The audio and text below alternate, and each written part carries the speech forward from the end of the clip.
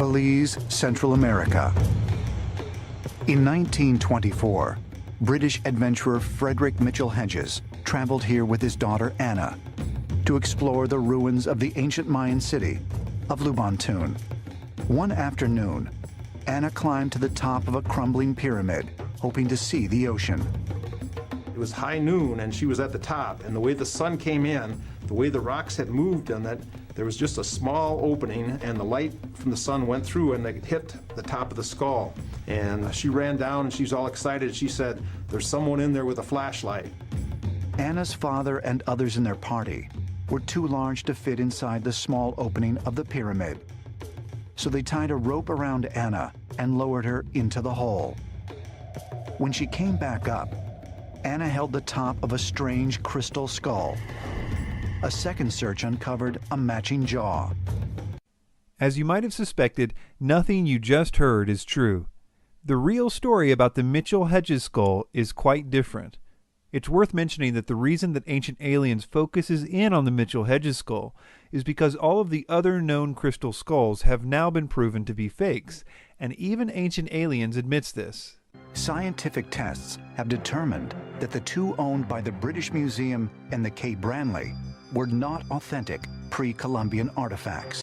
The Mitchell Hedges skull was the last hope for a real one, and the only reason it was the last hope was because the daughter of Mitchell Hedges, while she was still alive, refused to have an official study done to see if it was fake or not. Rather than that, she toured around with it in New Age conventions and the like until she recently died. Her widower, however, in 2007, took it to the Smithsonian Museum for Natural History, where extensive testing was done on it. It was found to be a fake, just like the others.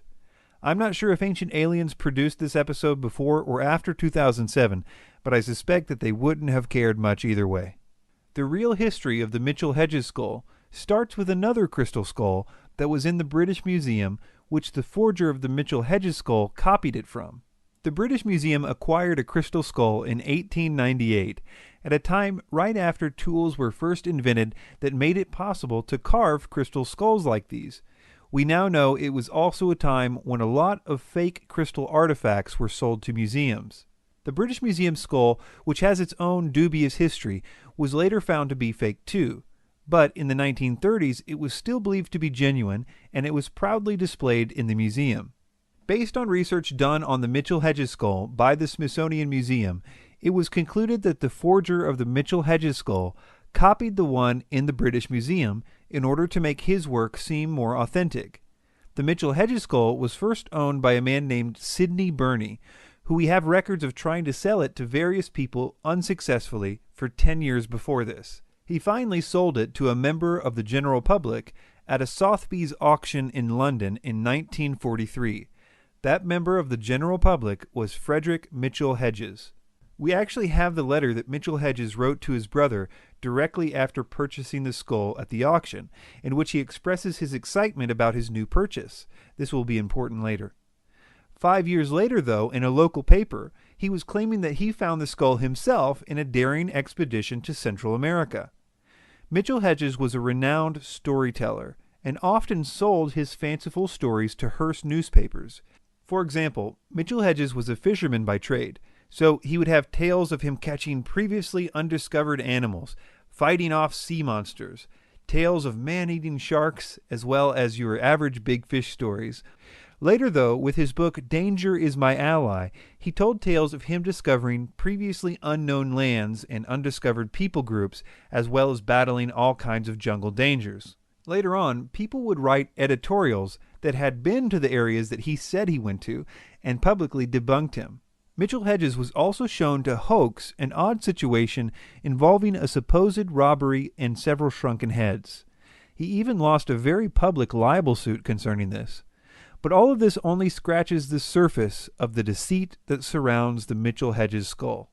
First of all, none of the stories about the discovery of the Mitchell Hedges skull match each other, and all of them contradict the letter that he sent to his brother in 1943, which clearly says he bought it at an auction. It says, "The collection grows and grows and grows. You possibly saw in the papers that I acquired that amazing crystal skull that was formerly in the Sidney Burney collection. It is fashioned from a single block of transparent rock crystal, exactly life-size. Scientists put the date at pre-1800 BC, and they estimate it took 5 generations, passing from father to son, to complete. It is anthropologically perfect in every detail, a superb piece of craftsmanship. There is only one other in the world known like it, which is in the British Museum, and it is acknowledged to be not so fine as this. Many years later, when this letter surfaced, his adopted daughter Anna tried to explain the discrepancy between these stories this way on her website. Quote, "In 1943, Mitchell Hedges got embroiled in another controversy that still rages in some quarters to this day.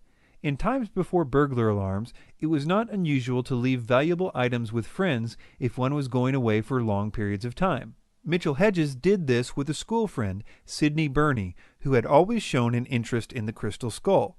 However, in 1943, Burney inexplicably put the crystal skull up for auction at Sotheby's in London. Mitchell Hedges learned of this the day before and was so furious that for a while he was unable to speak. Unable to contact Burney, he arose the next day at 5 a.m. and traveled to London to retrieve his property. Sotheby's informed him that the vendor was Sidney Burney's son. When they refused to withdraw it from the sale, Mitchell Hedges realized the easiest way of regaining his property was to purchase it back. This he did for £400. This doesn't make sense for a lot of reasons, let alone that according to her story, which we will get to in a minute, this would mean that he had the skull for 10 years and didn't mention it to anyone, until after he writes this letter to his brother a decade later, obviously implying that it was something that he just acquired for the first time. After Mitchell Hedges died, the skull was left to Anna Mitchell Hedges, his adopted daughter, and this is when things get really sketchy. Anna spent her entire life trying to sell the skull. She hired a guy named Frank Dorland, an art dealer, to promote the skull so that she could get it sold. Dorland had worked with her father when he was alive to sell another one of his objects, which also turned out to be a fake. She and Dorland signed an agreement in July of 1964 that he would promote the skull and that the price of its sale must be no less than $50,000.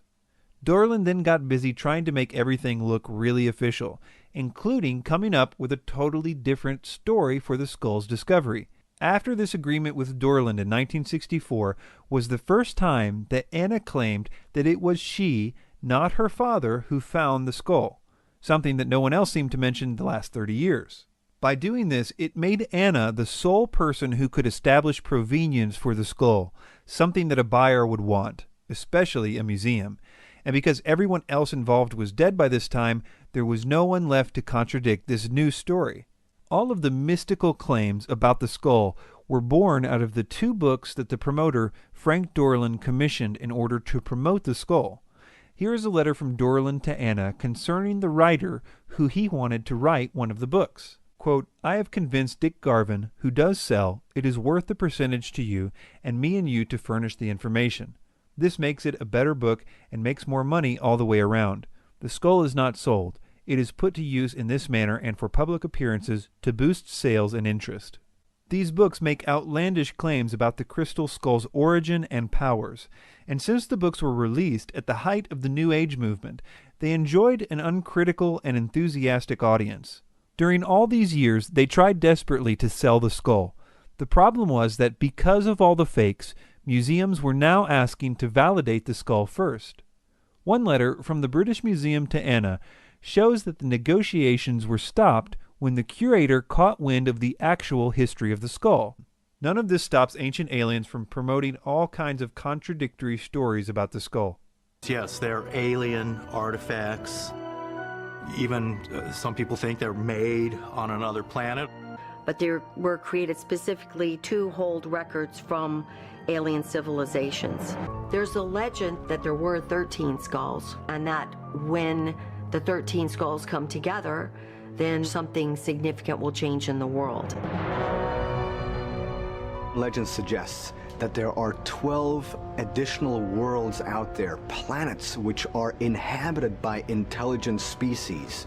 These 13 crystal skulls that allegedly exist on planet Earth were each brought here from one of those 12 planets, and the 13th skull is the one that apparently contains all of the information of all those 12 different worlds. And that's the legend of the crystal skulls.